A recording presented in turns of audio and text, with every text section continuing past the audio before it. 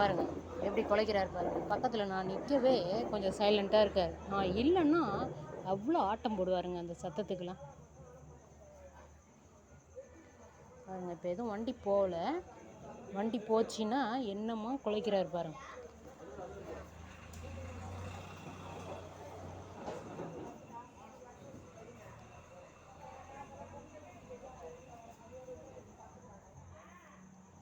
சிக்கே என்னடி பொங்கல்லாம் முடிஞ்சிருச்சா?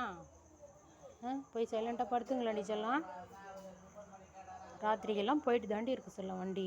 ஏன்டி நின்றுருக்கா? போய் படுத்துக்க போ.